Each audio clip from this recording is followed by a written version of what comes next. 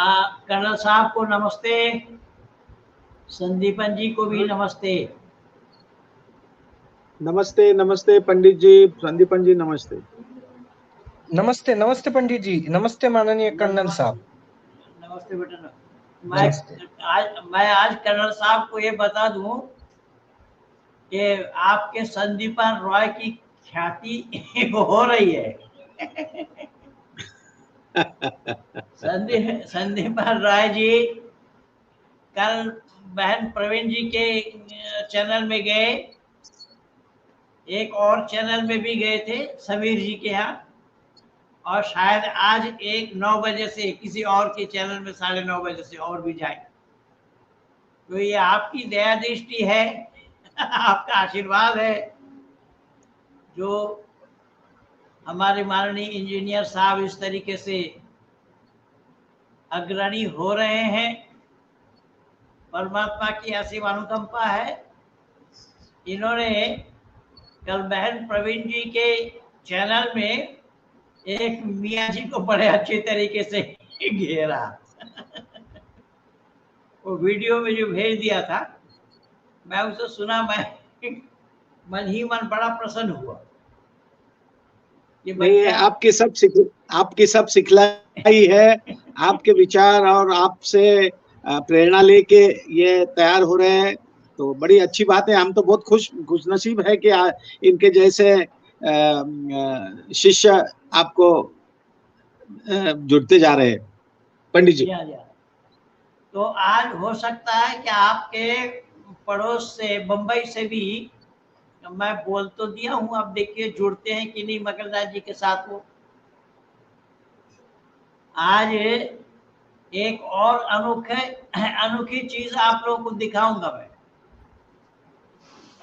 कि हमारे नमस्ते जी। भाई मगलदास जी नमस्ते। नमस्ते नमस्ते जी। नमस्ते। अनिल को नहीं, हाँ मगनलाल जी नमस्ते। अनिल जी जी नमस्ते नमस्ते। अनिल जी को नहीं लाए मगनलाल जी? जी जी, वो उसके घर गए, हाफिज जी के घर। उसके घर पे गए हुए। किसके घर पे? हाफिज जी के? वो हाफिज उसके घर गया, मैं मेरे घर पे हूँ। अच्छा अच्छा। आज माननीय कर्नल साहब एक अनोखी चीज आप लोगों को दिखा दूं मैं, और आप लोग बार बार सुनते ही हैं कि हमारे भाई मगनलाल जी किस काम में लगे हैं और किस प्रकार से हमारा काम चल रहा है। आज भाई माननीय मगनलाल जी ने, हमारा एक शिष्य है अनिल, उसका एक दोस्त है, वो हाफिज है, और उसकी चर्चा कई बार मेरे सामने भी आई है। मैं बंबई रहते हुए आई, गुजरात रहते हुए भी आई, लेकिन आज माननीय मगनलाल जी ने उस हाफिजी को वैदिक साहित्य भेंट किया। ये देखिए, ये बीच में जो काला गंजी देख रहे हैं, ये काला गंजी वाले जो है, ये हाफिज जी है, कुरान के हाफिज हैं। संस्कृति का प्रचार और प्रसार हम लोग किस तरीके से कर रहे हैं, किस अंदाज से कर रहे हैं, और जो कुछ भी हम करते हैं वो सब आप लोगों के साथ भी हम शेयर करते हैं, आप लोगों के सामने रखते हैं, बताते हैं। पिछले दिनों में भाई मगनलाल जी ने पिछले सप्ताह कई फोटो दिखाए भी थे। हम बहुत सारे मौलानाओं को उर्दू वाली सत्या प्रकाश इन्होंने भेंट की। मैं एक मुसलमान हूँ, लेकिन मुझे वैदिक धर्म में दिलचस्पी है, लेकिन इसे लेकर मेरे मन में कुछ शंकाएं हैं। अगर आप मुझे पर्सनली बात करके मेरी ये शंकाएं दूर कर दे तो मैं वैदिक धर्म स्वीकार। देखिए माननीय कर्नल साहब, ये बात आपके सामने है, पर इन्होंने अपना नाम नहीं बताया, खाली KKM लिखा है, और इन्होंने ये लिखा कि मैं एक मुसलमान हूं, लेकिन मुझे वैदिक धर्म में दिलचस्पी है, लेकिन इसे लेकर मेरे मन में कुछ सवाल हैं, कुछ शंकाएं हैं। अगर आप मुझे पर्सनली बात करके मेरी ये शंकाएं दूर कर दें तो मैं वैदिक धर्मी बन सकता हूं। आप बिल्कुल, स्वागत है आपका, और हम तहे दिल से आपका स्वागत करेंगे, करते आए हैं इस तरीके से। और आप अपनी शंका रखिए, यहीं पर ही आज अगर संभव हो तो यहीं पर ही शंका रखिए। आपकी शंकाओं का समाधान, आपकी शंकाएं दूर करेंगे, और इसमें हमारे माननीय इंजीनियर संदीपा रॉय जी भी दूर कर देंगे। आप सवाल रखिए, अपनी शंका रखिए, ताकि दुनिया वाले भी जाने।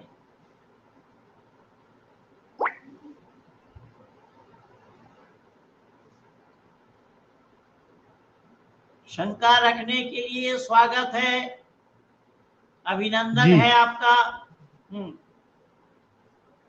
हाँ, शंका यहीं पे रखिएगा, सबके सामने शंका का निराकरण कर देंगे, हमारे संदीपन जी कर देंगे, उसको पर्सनली जाने की जरूरी नहीं। सबको अच्छा भी लगेगा। सब यहाँ एक के पूछने से इतने लोग, जितने लोग सुने, जितने लोग हमारे साथ जुड़े हुए, देखिए ये जो लाइन में सब लोग इतने जुड़े हुए हैं, सब लोगों को लाभ होगा। सवाल एक के जवाब अनेक के लिए।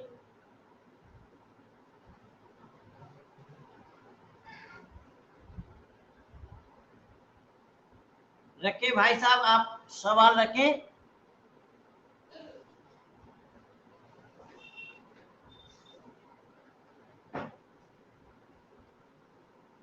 नमस्ते आदरणीय पंडित महेंद्र पाल आर्य जी, नमस्ते कर्नल सुरेश पाटिल जी, नमस्ते मंगललाल जी, नमस्ते संदीपन रॉय जी, नमस्ते छोटे सरदार जी।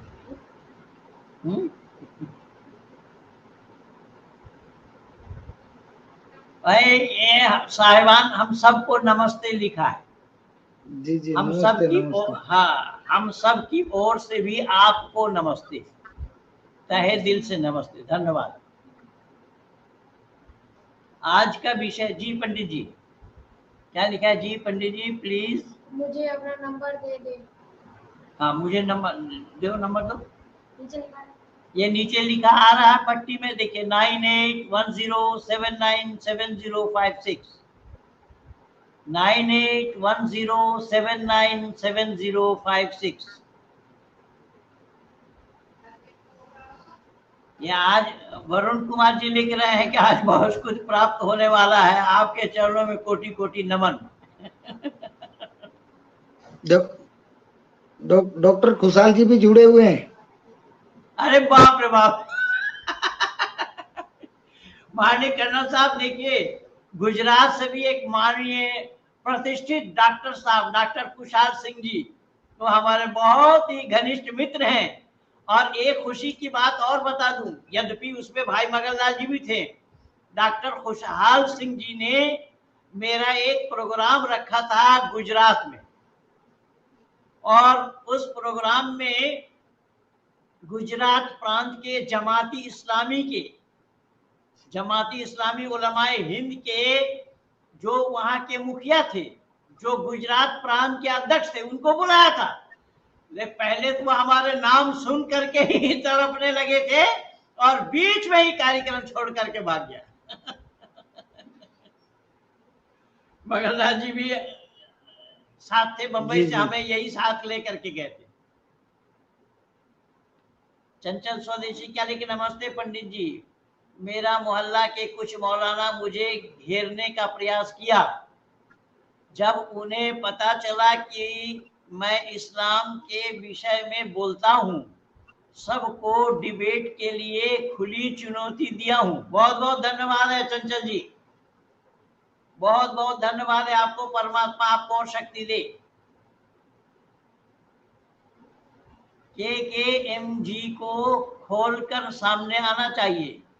वैदिक धर्म एक ऐसा धर्म है जिसके आगे सब मजहब घुटने टेक देते हैं। बिल्कुल सही कह रहे हैं आप चौहान साहब, बाबू चौहान साहब, बिल्कुल आपने सही कहा। और आज 39 साल से मैं यही कर रहा हूं, करके दिखाया हूं। और ये हमारे माननीय KKM साहब क्या सवाल पूछ रहे हैं, पूछने दीजिए उनको। नितिन कुमार जी क्या लिख रहे हैं, वैदिक धर्म। गुरुजी सादर प्रणाम, सभी महानुभावों को नमस्ते जी। बिजनौर से हूँ, देखिए बिजनौर से जुड़े हैं। आज तो माननीय कर्नल साहब की इसमें कार्यक्रम में गुजरात से भी लोग जुड़े हैं। मैं खुशहाल चंद जी के लिए अभी कहा आप लोग भाई। नहीं पंडित जी पूना से भी काफी जुड़ गए। श्रीरंग है, फिर कुणाल है, फिर विश्वकर्मा जी है, काफी सारे पूना से हमारी टीम अभी जोत से जो जल रही है, दिन ब दिन बढ़ते जा रहे हैं हम लोग पंडित जी। जी ये तो आपकी मेहरबानी है भाई। मगनलाल जी की दया दृष्टि कृपा दृष्टि है जो इस तरीके से सबको जोड़ रहे हैं। मंगेश गुप्ता जी, गुरुजी जन आर्यजन भारत में अधिक हैं, तथा कथित इस्लामिक चरमपंथी अल्पसंख्यक हैं और हमसे अधिक एकत्र और जागरूक हैं। तो इसमें अधिक से अधिक तो उनका उद्देश्य अधिक स्पष्ट लगता है। हिंदू एकत्र नहीं है, हमें खेद है। पर हिंदू एकत्र कैसे हो जाएंगे? ये तो राम के वंशज बनना नहीं चाहते, ये तो कुंभकर्ण के वंशज बने हैं ना। ये कुंभकर्ण के वंशज बनने के कारण ही ये सारा काम हो रहा है। वे जमाती इस्लामी गुजरात के चेयरमैन इकबाल अहमद थे। देखिए ये खुशहाल चंद जी बता रहे हैं कि वह जमाती इस्लामी गुजरात के चेयरमैन इकबाल अहमद थे और साथ में 7 मौलानाओं को लाए थे। पर पंडित जी आपको देख के ही भागने लगे थे। देखिए माननीय कर्नल साहब, ये आपकी कृपा दृष्टि देखिए, भाई मगनलाल जी की दया दृष्टि देखिए, यही चल रहा है। ये सब काम इस तरीके से हो रहा है। ये आज की बात नहीं, आज कई वर्ष पहले की बात है। तो इस तरीके से आपका जो ये काफिला जो आपने जोड़ा है, उस काफिला में ये सब काम हो रहे हैं। ये क्या लिख रहे हैं भाइयों? अनपढ़ व्यक्ति के 3 पहचान होंगे। एक, जो नई चीज सीखना नहीं चाहता वो अनपढ़ होगा। जो बेकार की चीज भूलना नहीं चाहता वो अनपढ़ होगा। जो नया सीखने के लिए अपने आप को तैयार नहीं रखता वो भी अनपढ़ होगा। देखिए देखिए कर्नल साहब, आज हमारे बच्चे किस तरीके से सामने आकर ये अपना विचार दे रहे हैं। देखिए यही तो आपकी विजय है, यही तो आपका जोड़ा हुआ काम है जो इस तरीके से बच्चे जुड़ रहे हैं हमारे साथ। तो आज का जो मैं विषय रखा हूं उस पर मैं थोड़ा सा चर्चा करना चाहता हूं।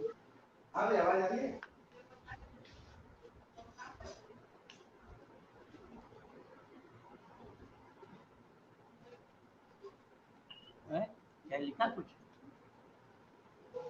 आज का विषय मेरा ये है माननीय कर्नल साहब जी कि आज विभिन्न न्यूज चैनल में आप लोग कई दिनों से देख रहे हैं, सुन रहे हैं, अखबार में भी पढ़ रहे हैं, सब हो रहा है कि कुछ PFI संगठन का नाम है PFI।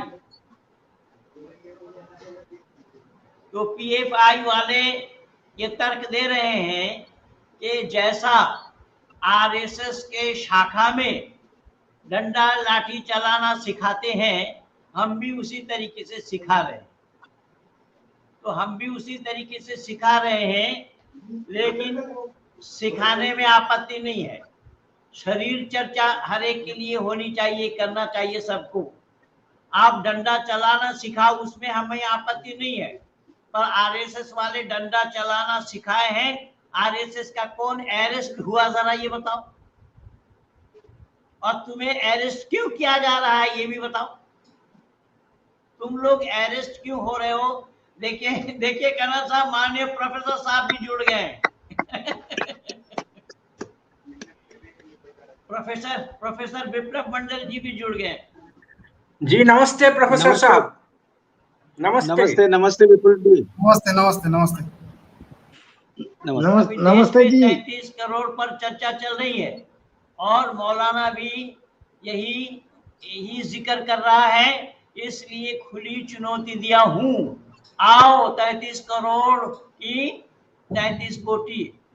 अब उसको वो मुजाविर क्या जानेगा, मजार का पुजारी क्या जानेगा। अब ये कहने का तात्पर्य मेरा यह, मैं आहिस्ता आहिस्ता आ रहा हूं, हमें थोड़ा सा अब इसका किसी को बतले।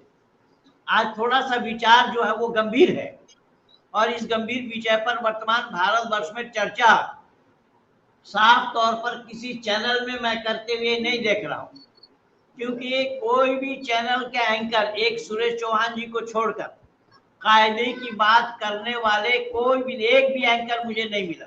सुमित अवस्थी इतने पुराने एंकर हैं, उनसे भी मैं नहीं सुन पाया। अपने रजत शर्मा इतने पुराने पत्रकार हैं, उनसे भी मैं ये नहीं सुन पाया कि कोई सवाल करे और एक सवाल में ही उसको चुप करा दे। ऐसा नहीं है। जैसा एक छोटा उदाहरण मैं दे रहा हूँ, छोटा उदाहरण मैं ये दे रहा हूँ कि कल कई चैनलों में मैं देख रहा था कि बीजेपी के अध्यक्ष अपने उपराष्ट्रपति के लिए जगदीप धनखड़ जी का नाम लिया।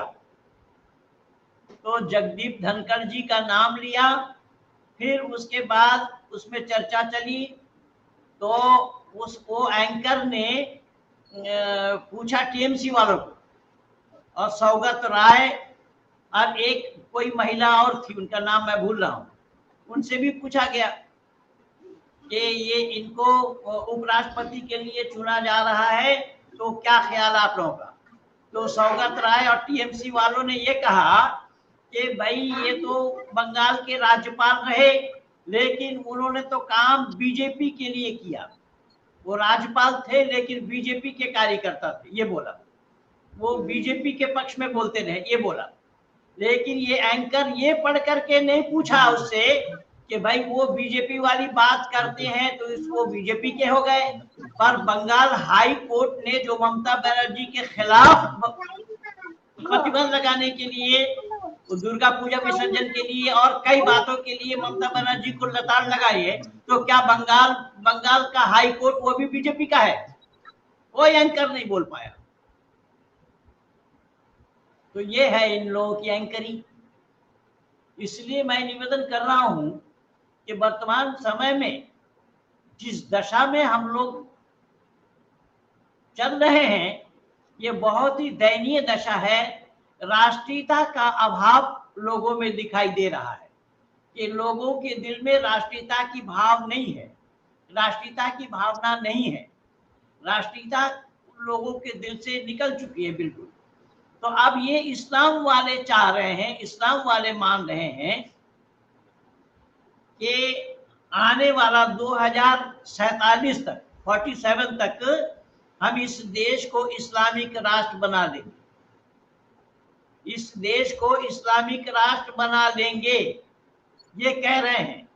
और इसमें चाहे वो बिहार के फुलवारी शरीफ से पकड़े गए हों, चाहे वो कहीं यत्र तत्र से पकड़े जा रहे हों, सबका यही ख्याल है।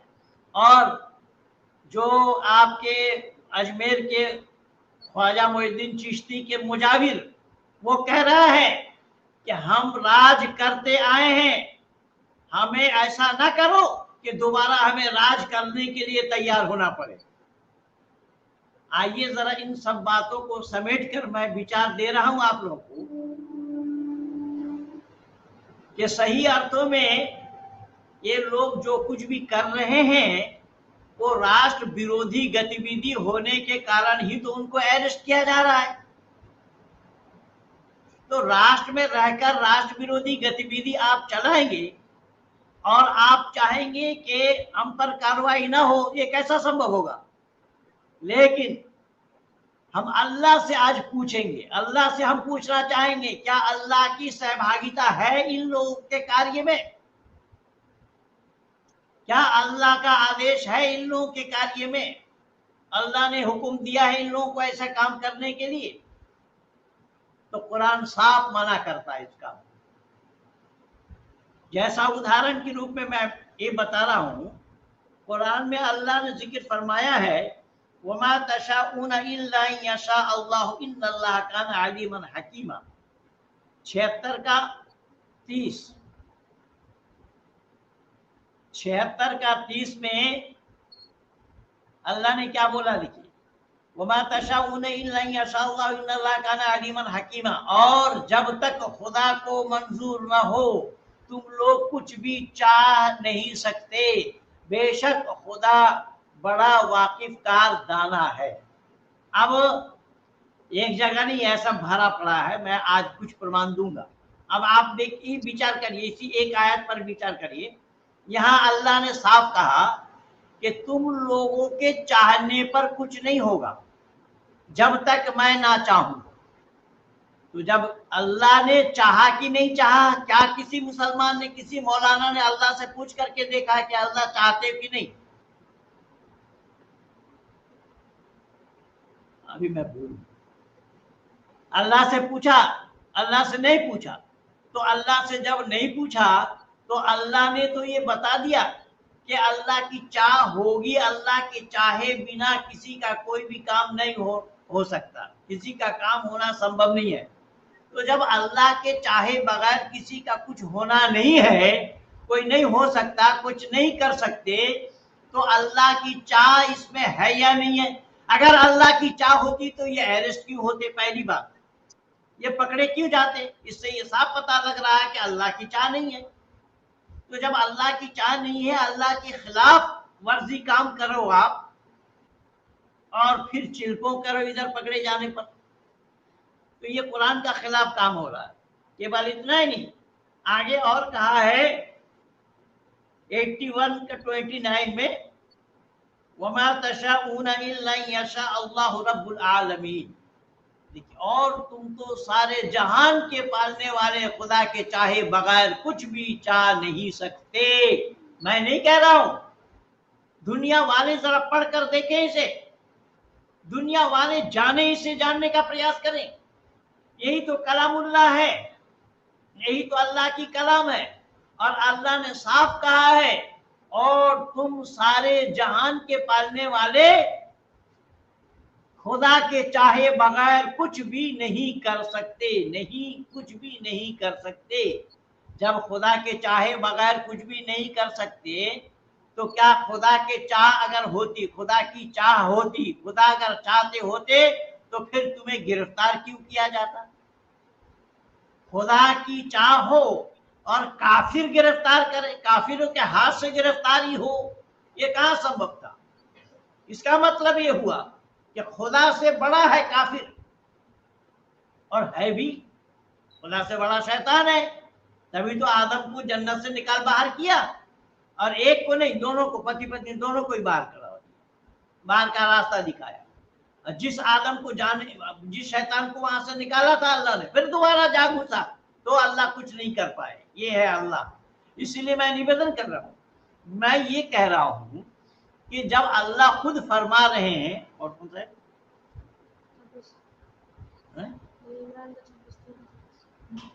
ये कुरान भरा पड़ा है, मैं सारा पेज लिए बैठा हूं। मैं क्या क्या बताऊं, 1-2 पेज नहीं है, अनेक पेज है।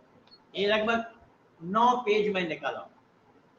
तो कहने का तात्पर्य मेरा ये है कि जब अल्लाह के चाहे बगैर कुछ नहीं होता, और अल्लाह के बिना चाहे अगर तुम करोगे तो कुरान का खिलाफ है, अल्लाह की खिलाफ वर्जी हुई, तो अल्लाह के खिलाफ वर्जी होने के कारण ही गिरफ्तारी हो रही है। तो फिर इसका मतलब क्या हुआ? इसका मतलब ये हुआ कि तुम्हारे लिए ना खुदा ही मिला, ना विसारे सलाम, ना इधर के रहे ना उधर के। ये सब बेकार और फजूल की बातें कर रहे हैं। इसीलिए मैंने तो आप लोगों को लिख करके दिया, अपने व्हाट्सएप पेज में लिख करके दिया कि भारत सरकार को चाहिए एक धर्म सांसद बिठाएं और इस्लाम जगत के बड़े बड़े आलिमों को, विद्वानों को बुलाएं। 4 विषय मैं उसमें चुना। कुरान ईश्वरीय ज्ञान कैसे, इस्लाम धर्म कैसे, और अल्लाह और ईश्वर दोनों एक है या अलग। और ये हमें कहीं से लाने की आवश्यकता नहीं है, सारा प्रमाण मैं कुरान से ही दे दूंगा। मानवता का पाठ इस्लाम में है या नहीं, इन 4 विषयों पर मैं चर्चा करने के लिए सुरेश चौहान जी को भी लिख करके दिया हूं, सुदर्शन न्यूज चैनल वालों को, और अपने व्हाट्सएप पेज में लिख करके मैं तमाम जो हमारे साथ जुड़े हुए लोग हैं सबको फॉरवर्ड किया। आज बहुत अच्छे समय पे हम लोग खड़े हैं। समय की नजाकत को देखते हुए ये जो चिल्पो इन लोगों का हो रहा है, जो इस तरीके से भारत वर्ष में ये अस्थिरता पैदा कर रहे हैं, भारत को अस्थिर बना रहे हैं, सरकार को परेशान किया जा रहा है, इन सबको ये चुनौती दिया जाए, आओ संपूर्ण इस्लाम को लेकर के आओ। क्या बोलता है तुम्हारा इस्लाम?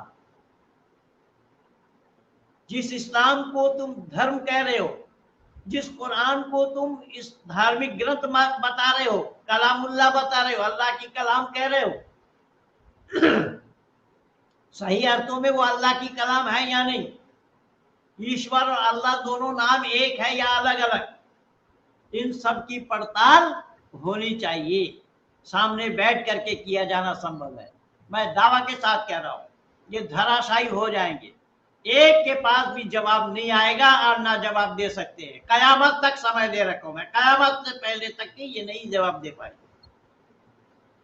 इसीलिए यही कारण बना कि ये सामने आने के लिए तैयार नहीं, और जो आए मेरे सामने वो मुंह के बल गिरे।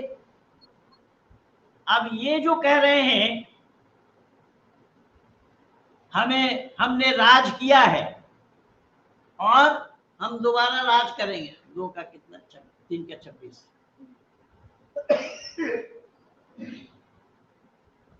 ठीक था।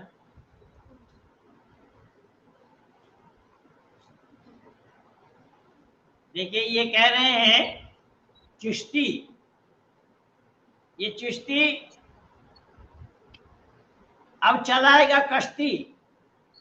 देखिए कुरान में अल्लाह ने क्या कहा, कुलिल्लाहुम्मा मालिकल मुल्क तिलका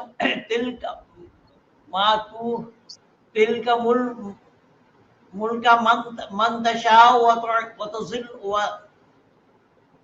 व तंज़िउल मुल्का मिम्मन तशाउ व तुइज़्ज़ु मन तशाउ व तुज़िल्लु मन तशाउ बियदिकल खैर इन्नका अला कुल्लि शैइन क़दीर। ये क्या कहा, देखिए इसका अर्थ, ऐ रसूल तुम तो ये दुआ मांगो कि ऐ खुदा तमाम आलम के मालिक तू ही है, जिसको चाहे सल्तनत दे और जिसको चाहे सल्तनत छीन ले। अरे ओ चिश्ती, तू सल्तनत के लिए बता रहा है, तो ये अल्लाह ने तेरे से सल्तनत छीना, तो अल्लाह पर दोष देना, भारत के हिंदुओं पर दोष क्यों लगा रहा है? भारत के हिंदुओं को क्यों डांट रहा है? सल्तनत छीन ली और तू ही जिसको चाहे इज्जत दे और जिसको चाहे जिल्लत कर। अब तू जो गिरफ्तारी तेरी हुई है, तो तू बहाना बना रहा है और फिर आकर के कहीं सौहार्दपूर्ण वातावरण में अपना मन बदल करके आया बता रहा है। अब उसके लिए गारंटर कौन है? कौन गारंटी लेगा कि वो सही बोल रहा है कि झूठ बोल रहा है? जो आज कई मौलानाओं को मैं दूरदर्शन में बैठ करके भाषते हुए देख रहा था, तो उसका मन बदल गया, इसलिए वो ऐसे बोल रहे हैं। उसका गारंटी कौन लेगा? उसकी गारंटी किसके पास है कि वो आगे नहीं बोलेगा? फिर अल्लाह जिसको चाहता इज्जत देता है, जिसको चाहता जिल्लत करता है। हर तरह की भलाई अल्लाह के हाथ में है, बेशक तू ही हर चीज पर कादिर है। तो जब ये सारा काम अल्लाह का है, तुझे छीनने वाला, तेरी सल्तनत को छीनने वाला अल्लाह है, और तेरी जो बेइज्जती हुई है, तेरी बेइज्जती करने वाला भी अल्लाह है, नहीं चाहिए। तेरी बेइज्जती करने वाला भी अल्लाह है, मैं नहीं कह रहा हूं, कुरान कह रहा है। अब इसी कुरान पर तुम लोग भरोसा करते हो। जब इसी कुरान पर तुम लोग भरोसा करते हो तो फिर सल्तनत तुम्हारी छीनी गई और छीनने वाला अल्लाह है, तो भारतवासियों को क्यों कोस रहे हो भाई? उसी अल्लाह से मांगो सल्तनत दे तुम्हें, कौन रोक रहा है? लेकिन याद रखना, ये ढकोसला है, या तुम झूठे हो या तुम्हारे कुरान, दोनों में से कोई किसी एक को झुटलाना पड़ेगा। सच दो एक साथ हो नहीं सकता, तो परस्पर विरोधी है। इसलिए मैं निवेदन कर रहा हूं, ये कभी भी संभव नहीं है और ना संभव होना संभव है, कभी भी संभव होना ही नहीं है।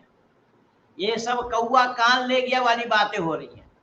तो भारत सरकार को चाहिए, ये जो अस्थिरता वर्तमान भारतवर्ष के अंदर में इन लोगों ने चला रखा है, अगर ये पीएफआई संगठन इस तरीके से कर रहा है तो भारत सरकार उस पर बैन क्यों नहीं लगाती?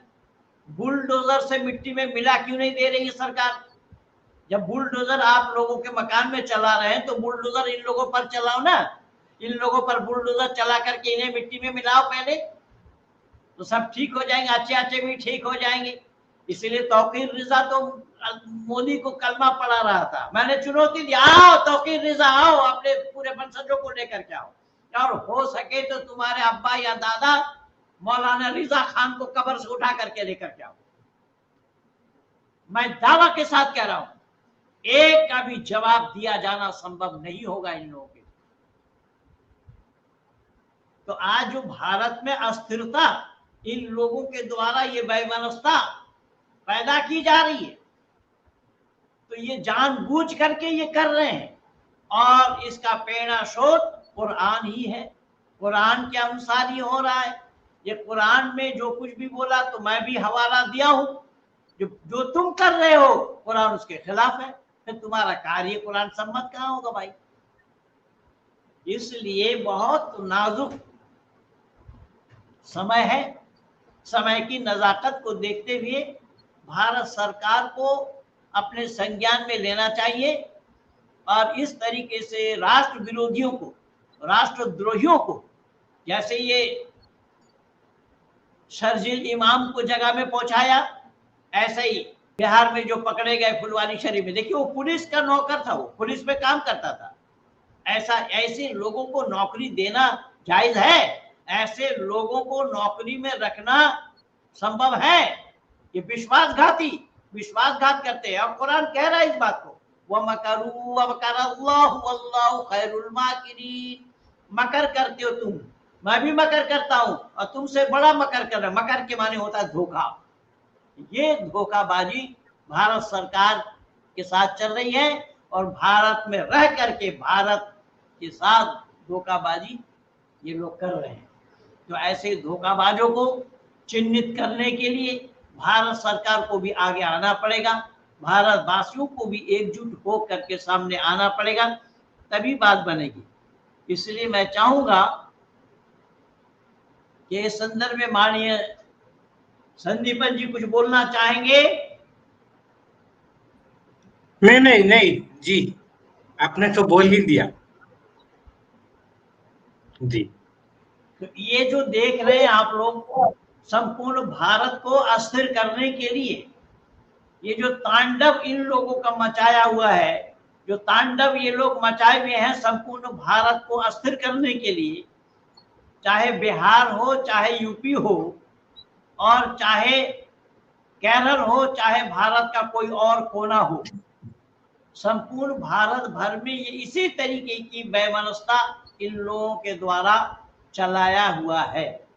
इसे रोकने के लिए, इसे थामने के लिए भारत सरकार को सख्ती बरतना होगा। भारत सरकार अगर सख्ती बरतती है तो फिर भारतवासियों को शांति और सुख का मिलना संभव होगा। लेकिन भारत सरकार अगर सख्ती नहीं बरतती है तो भारत के लोग तो अस्थिर हो रहे हैं, मुसलमानों के द्वारा भारत के हिंदू अस्थिर हो रहे हैं, और कुछ सेकुलरवादी हैं जो ईश्वर अल्लाह तेरो नाम कहकर वो दुनिया को बहकाने में लगे हुए हैं। इसलिए इन सब को जानना, इन सब को जानने के लिए हमें आगे आना पड़ेगा, तभी हम सच्चाई का उजागर कर पाएंगे। यही तो मैं अभी दिखाया ना आप लोगों को कि आज ये भाई मगनलाल जी ने एक हाफिज जी को किताब भेंट किया है, उठा देना, ये काम भाई मगनलाल जी के द्वारा हो रहा है। तो भाई मगनलाल जी से मैं विनती करूंगा कि आपका काम किस तरीके से चल रहा है और हाफिज जी से क्या बात हुई, आप जरूर 2 शब्द बोलें भाई मगनलाल जी। हेलो जी जी, आ रही आवाज। आवाज आ रही है, परंतु मेरा, हाँ जी, अब वीडियो ठीक हो रहा है। हाँ जी, विप्लव जी, विप्लव जी। हाँ, वो बाहर हो गए। अच्छा, तो उनके यहाँ भी ये काम डिस्टर्ब रहता है। ये काम तो आपके माध्यम से ही हो रहा है, और जहाँ आप निर्देशन देते हैं वैसा काम हो रहा है। हम तो केवल माध्यम बन रहे हैं। जी जी, बाकी मनुष्य को स्वयं को जानना समझना चाहिए कि मैं जो जान रहा हूँ, सीख रहा हूँ, वो कितना उचित है, अनुचित है। अपना स्वयं का विवेक होना चाहिए। हमारा यदि विवेक नहीं है और हम किसी के केवल कहने पर ही चल रहे हैं, तो निश्चित तौर पे सामने वाले का कोई न कोई हमारे से स्वार्थ है या नहीं है, वो भी हमें देखना चाहिए। हमें स्वयं को परीक्षण करना चाहिए। दूसरे को केवल समर्पित नहीं हो जाना चाहिए, समर्पित होने के पहले उसका परीक्षण करना चाहिए। हम जो भी ज्ञान विज्ञान जहां से भी उठा रहे हैं, और उससे हमको लाभ हानि, मतलब मनुष्य मात्र को लाभ हानि हो रही है या केवल किसी कौम विशेष को हो रही है, अर्थात किसी समाज विशेष को लाभ है उसमें, या केवल स्वयं का लाभ है। जो प्राणी मात्र का जो लाभ जहाँ पे होता है वो कार्य करना चाहिए, और जिसमें किसी आत्मा को दुख पहुंचता है वो कार्य हमें नहीं करना चाहिए। और यदि ऐसी सीख हमें कहीं से मिलती है तो उससे दूर हो जाना चाहिए। और जो प्राणी मात्र के प्रति दया भाव रखता है, ऐसी सीख हमें कहीं से मिलती है तो उसके साथ जुड़ जाना चाहिए। जी जी, यही तो वैदिक कल्चर है। जी जी, विप्लव जी को आज सुनना था पर निकल गए। उनके यहाँ भी लाइन में बड़ा डिस्टर्बेंस रहता है। जी जी जी, तो संदीपन जी कुछ सुनाइए आप। दो तीन आयतें सुनाइए। आज हाफिज जी से तो बहुत आयतें सुनी है, आज आप भी सुनाइए। अल्लाह सिर्फ मौलवी और मुसलमान बनाना चाहता है, इंसान कैसे बनाया जाता है अल्लाह को पता ही नहीं है। नहीं होता होगा, इंसान बनने हाँ, के लिए अल्लाह गुरु जी का ज्ञान आवश्यक जरूरी है। जी जी, उस खलक कहीं के बोला है, कहीं पे बोला खलकल इंसान मिन अलक, कहीं पे बोला खलकल इंसान मिन नुतफतिन अमशाजिन फजानहु फजअलनाहु समीअन बसीरा। या अय्युहन नासु इत्तकु रब्बकुमुल्लज़ी खलक़कुम मिन नफ्सिन वाहिदतिन व खलक़ा मिनहा ज़ौजहा व बस्स मिनहुमा रिजालन कसीरन, ऐसे करके भरा पड़ा है। फिर बोला है उसमें बताया है वल्लती अहसनत फरजहा फनफखना फीहा मिन रूहिना वजअलनाहा वब्नहा आयतल लिल आलमीन। तो ये इसका मफ़हूम ये है, अल्लाह ने मानव कैसा बनाया, ये 3-4 प्रकरण अभी संदीपन जी से सुने करना साहब। जी, कहीं पे बोला है कि खनखनाती मिट्टी से खलकल इंसान मिन कल फक्कार, यानी खनखनाती मिट्टी से बनाया। फिर खलकल इंसान मिन अलक, अर्थात वहां इससे बनाया, यानी जमे हुए खून से बनाया। कहीं पे बोला क्ले से बनाया, कहीं बताया कि मिट्टी से बनाया है, मिट्टी लेकर के आओ। जी, इज़ क़ालतिल मलाइकती ना व इज़ क़ाल रब्बुका लिल मलाइकती इन्नी जाइलुन फिल अर्दि खलीफा।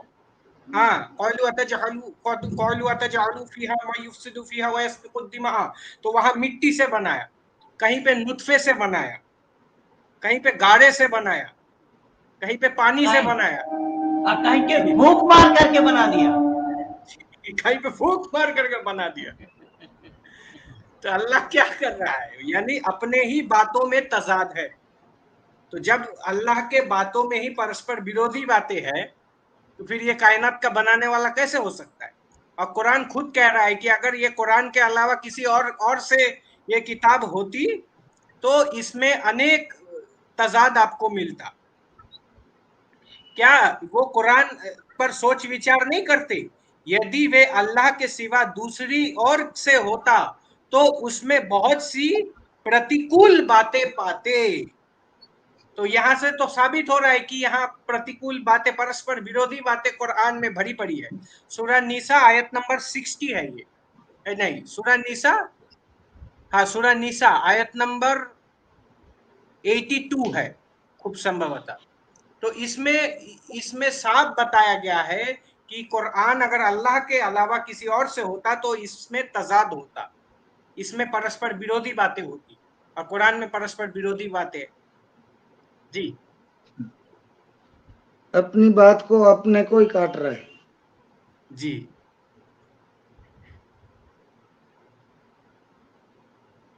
तो ये अपने माननीय संदीपन जी को आप लोग सुन रहे थे। ये एक इंजीनियर है और मूल रूप से ये बंगाली है, बंगला भाषी है। परमात्मा की असीम अनुकंपा है कि कुरान पढ़ करके सुनाते हैं और अरबी भी जानते हैं, उर्दू भी जानते हैं, इंग्लिश और बांग्ला के तो मास्टर हैं ही। बाकी परमात्मा की कृपा है मगरलाल जी कि कल जी। बहन प्रवीण जी ने अपने चैनल में बुलाया था इनको, संदीपन बहुत जी। बढ़िया, बहुत अच्छा, और बहुत अच्छा। वहां पर एक मौलाना को इन्होंने बहुत अच्छे तरीके से घेरा। वो वीडियो मेरे के पास भेज दिया, मैं सुना उसको। जी जी जी जी।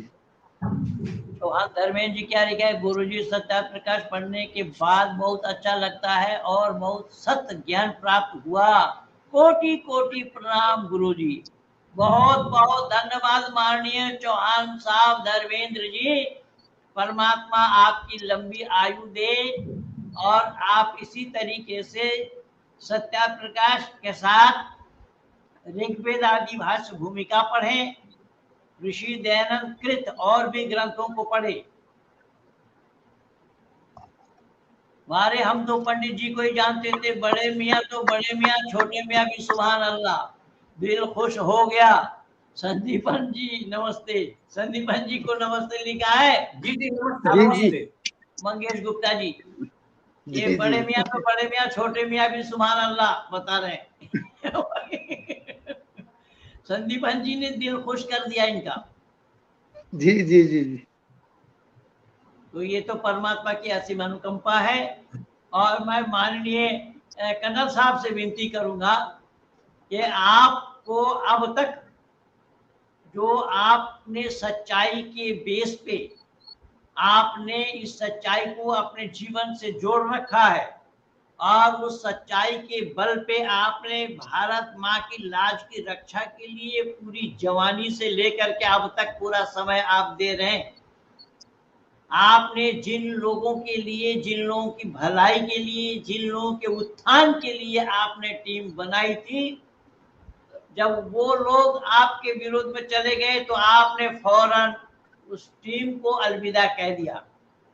ये जो बड़प्पन है आप में और आप में जो ये सच्चाई को हमने देखा और पाया है, इस सच्चाई के बेस पे आप जरूर दो शब्द कहिए हमारी जनता जनार्दनों के बीच में कि हमारी बनाई हुई टीम, हम सब किस तरीके से काम कर रहे हैं, कैसे लगे हैं हम इस काम में और कैसे जुड़े हैं इस काम को अंजाम देने के लिए।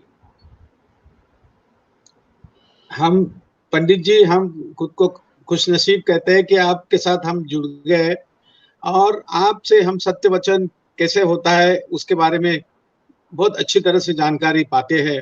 और आपके शिष्यगण और आपके साथ में बाकी और भी जो महानुभाव जो बातें बताते हैं, और आप हमेशा, आपका बुरा यही होता है कि भाई हम लोग बैक टू वेदास होनी चाहिए, और उसका निचोड़ सत्यार्थ प्रकाश में हम ऋषि दयानंद जी के विचार जो है आप जन मानस तक पहुंचाने की कोशिश करते हो।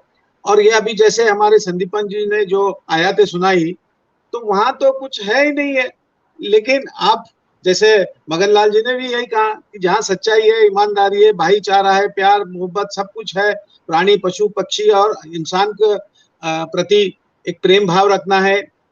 अब ये सब चीजें वेदों में सब शामिल है।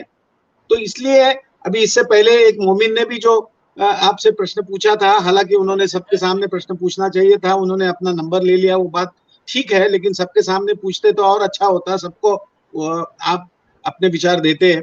लेकिन बात तो ये है कि मैंने जो संगठन पिछले 30 सालों से शुरू किया था, छत्रपति शिवाजी मुस्लिम ब्रिगेड, लेकिन बीच में पिछले महीने मैंने देखा इन लोगों को, मेरा ये विचार था कि जो हमारे पास जो मोमिन है, जो मुसलमान है, जो 47 के बाद में जो भी यहाँ रहे हुए हैं, तो उनको मुख्य प्रवाह में आना चाहिए, तब जाके ये हमारा देश पुनश्च विश्वगुरु बनने की तरफ बढ़ सकता है। लेकिन ये लोग, मैंने देखा, बड़ी कोशिश की 30 सालों में उनको नजदीक लाने के लिए, उनको ईमानदारी सच्चाई बात करने की बताया कि कैसे दूध की नदियां बहनी चाहिए, ना कि खून की नदियां बहनी चाहिए। लेकिन ये खुद को माइनॉरिटी कहते हैं, हालांकि ये माइनॉरिटी नहीं है। आज 22, 25, 30% है। योनो के राइडर के मुताबिक तो 2% होनी चाहिए, आपकी जो आबादी है उसमें से 2% अगर हो तो वो माइनॉरिटी होती है। ये तो माइनॉरिटी नहीं है। अगर ये माइनॉरिटी नहीं है तो ये और माइनॉरिटी कह के खुद सुकड़ जाते हैं और नजदीक आ जाते हैं, और जितने सुकड़ जाते हैं उतने वो जहाल बन जाते हैं। अभी देखिए, इससे पहले भी मैंने ये बात बताई थी, शायद पिछले 15 दिन पहले यही बात बताई थी। ये यूपी में कई बच्चों ने किसी मुस्लिम बच्चों के ऊपर रंग डाला होली पे, तो और शाम को आके वो उन लोगों ने आके ये बच्चों के हाथ पांव तोड़ दिए। मतलब यहाँ क्या धर्म वाली क्या बात है इसमें? अरे, तो ये सब सारा सुनने के बाद में, और नुपुर शर्मा जी ने जो बात कही, उसने क्या बात कही वो तो बताता नहीं कोई, लेकिन सच्चाई तो उन्होंने बात बताई है। और उसके ऊपर इतनी चर्चा मैं देखता हूँ आजकल, ये एक्स मुस्लिम जो है वो खुल्लम खुल्ला बहुत बातें बता रहे कि किसकी उम्र कितनी थी और किसकी 55 उम्र थी और किसकी 15 साल की, 6 साल की, 9 साल की, उसके ऊपर तो चर्चा चारों तरफ हो रही है। लेकिन नुपुर शर्मा का बहाना बना के इन लोगों ने, तो मेरे लोग जो भी थे, मेरे साथ में जो जुड़ गए थे बच्चे सब, वो वापस ध्रुवीकरण हो गया और फिर वहां चले गए MIM की तरफ। और जो मन के अंदर जो जहर है वो फैलाने की कोशिश किया। और उसमें एक नमूना उधर हैदराबाद से आता है और औरंगजेब की कब्र के ऊपर आके चद्दर चढ़ाता है, और ये लोग उसको जाके मिल जाते हैं। तो ये मेरे से सह नहीं हुआ, क्योंकि औरंगजेब ने तो छत्रपति संभाजी महाराज के आंखें निकाले, गुर्दे निकाले, हाथ तोड़े, पांव तोड़े, और उनको कहा कि तुम मुसलमान बन जाओ। लेकिन संभाजी महाराज ने नहीं मानी बात, और उनके टुकड़े टुकड़े करके, यहाँ पूना के नजदीक जगह है, अब मैं ज्यादा समय ना लूं, तो उनके टुकड़े करके चारों तरफ मेरे, और उसका नाम देने के लिए ये उद्धव ठाकरे सरकार संभाजी नगर नाम देने के लिए, औरंगाबाद का नाम संभाजी नगर करने के लिए पिछले 2.5 साल से बैठे हुए हैं। और जो नई सरकार जो एकनाथ शिंदे की आई है, उन्होंने रातों रात ये निर्णय ले लिया। तो ये सारा सुनने के बाद में लगता है कि नहीं, हमारे जो सनातनी, हमारे जो हिंदू संस्कृति है और सनातन संस्कृति है, ये हमारे लोगों तक पहुंचाना बहुत जरूरी है, क्योंकि हमारे लोगों को ही पता नहीं है। जैसे पंडित जी आप हमेशा कहते हैं कि हमारे हिंदू ही हमारे राम और श्री कृष्ण के बारे में सही तरह से जानते नहीं है। श्री कृष्ण को तो बताते हैं कि ये माखन चोर है, जो ऐसी गलत बातें बताते हैं। तो हमने, हमारे जितने भी हिंदू भाई है, हिंदू यानी विचार की संस्कृति है हमारी, तो उन्होंने ये वैदिक विचारों की तरफ आना चाहिए, और हर एक के घर में सत्यार्थ प्रकाश होना चाहिए। मगन लाल जी का काम मेरे ख्याल से दिन ब दिन बढ़ते जा रहा है, और हम तो चाहते हैं, हम पूना में भी शुरू कर रहे हैं, हम 100 कॉपीज मंगवाई है वो है सत्यार्थ प्रकाश की। हमारे जो पूना में श्रीरंग है, फिर कुणाल है, फिर विश्वकर्मा जी है, हम हर संडे को मिलते हैं सुबह।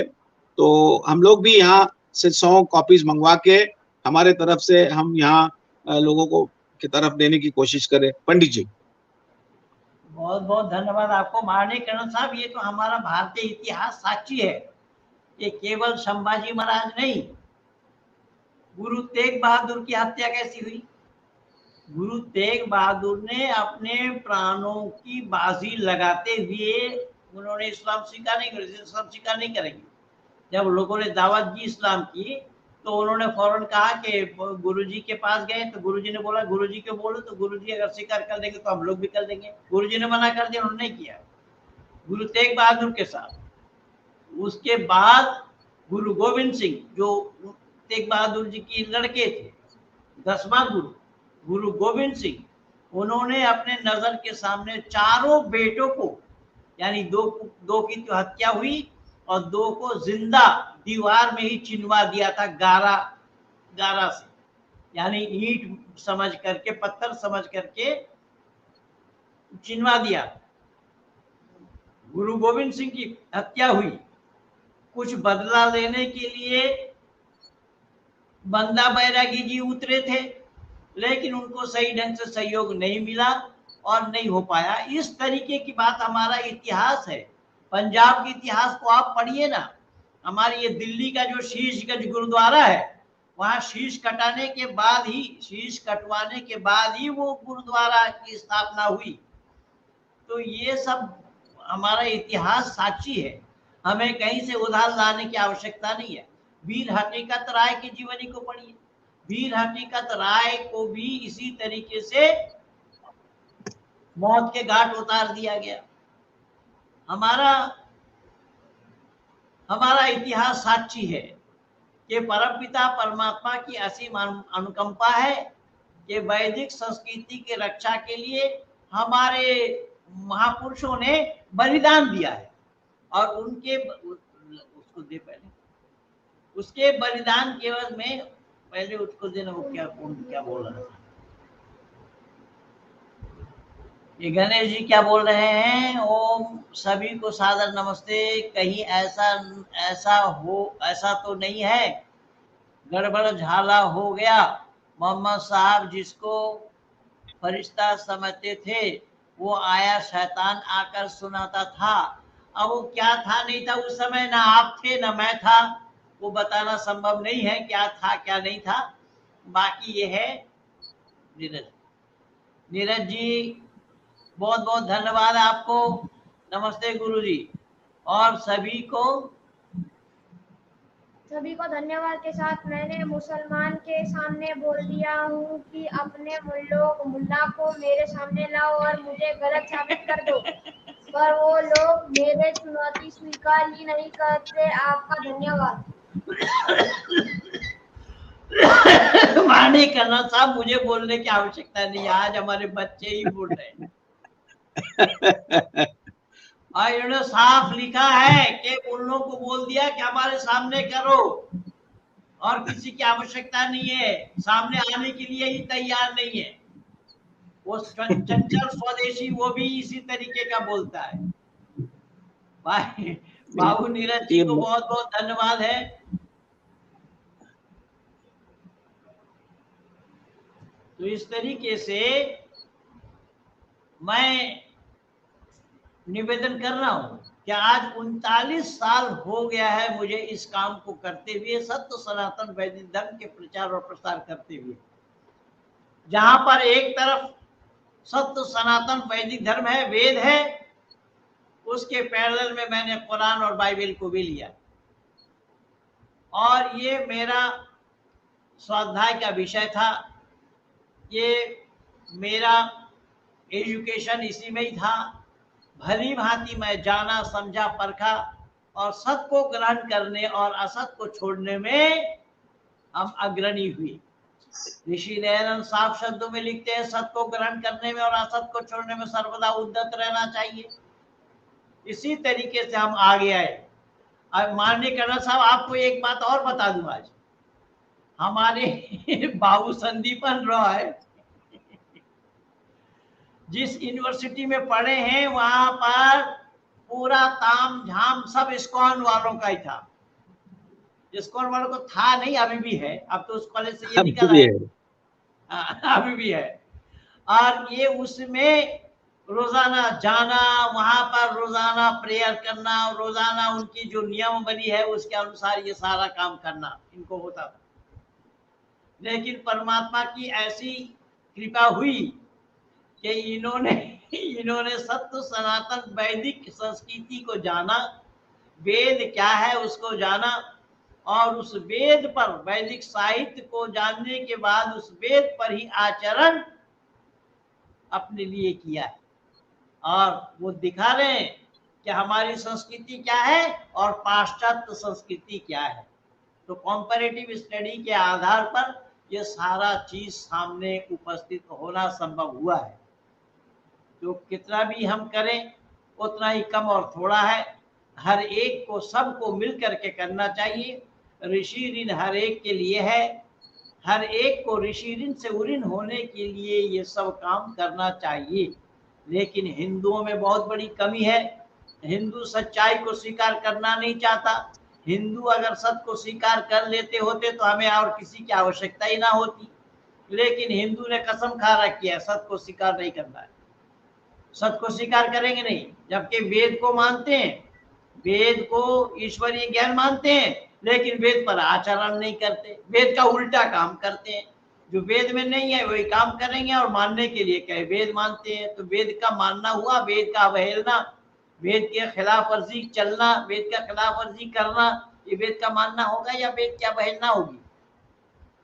तो इस तरीके से ये सारा काम चल रहा है। अब ने देखा नहीं आपने यहाँ पर सन्यासियों को, सन्यासी जो अपने को सरस्वती भी लिख रहे हैं, जबकि सरस्वती वही लिखते हैं जो वेदों के जानकार हो, कम से कम एक वेद जिनको कंठस्थ हो, ऐसे सन्यासी को सरस्वती लिखा जाता है। ये वेद का द्वार नहीं जानते, हर हर महादेव को बोल रहे हैं, चिलम फूक रहे हैं, और पानी मिला दूध मिला पानी चढ़ा रहे, ये सब काम हो रहा है। तो अगर सन्यासी ही अगर ठीक हो जाए, ये वेद के रास्ते पे आ जाए, ऋषि दयानंद का रोना इसी पर ही था। ऋषि दयानंद ने 18 घंटे की समाधि लगाना जिनको सिद्ध हो गया था, वो उस 18 घंटे की समाधि को किनारे करते हुए इस भारतवर्ष के अंदर में राष्ट्रीयता के प्रचार और प्रसार में कूद पड़े। लेकिन दुर्भाग्य तो ये है कि हम भारतवासी ही नहीं जान पाए ऋषि दयानंद कौन थे। तो आइए हम सब प्रयास कर रहे हैं, हमारा प्रयास सफल हो, परमात्मा की इसी तरीके से कृपा दृष्टि बनी रहे हम सब पर, हम एक दूसरे के नजदीक आकर के इस सच्चाई को जानें, सच्चाई को उजागर करें, एक दूसरे के पास सच्चाई को ले जाएं, जिससे मानव समाज का कल्याण हो सके। इन्हीं शब्दों के साथ मैं अपने वाणी को यहीं पर विराम दे रहा हूँ।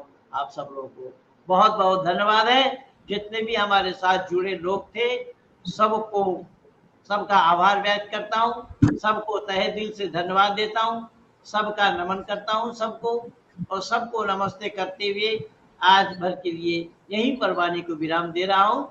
और मैंने आप लोगों को पिछले सप्ताह बताया था कि संदीपन जी के लिए शायद हमें सप्ताह के बीच में आना पड़ेगा, लेकिन मैं असदुद्दीन ओवैसी वाला प्रकरण को लेकर के मैं सप्ताह के बीच में आया था आप लोगों के बीच। अब इस सप्ताह शायद संदीपन जी के वीडियो को लेकर के आप लोगों के बीच आना होगा मुझे, मैं प्रॉमिस कर रहा हूँ। और इस पे हम तत्पर हैं, इस पे हम लोग लगे हुए हैं, इस पे हम सच्चाई को उजागर करने में लगे हैं। आप सब लोगों को बहुत बहुत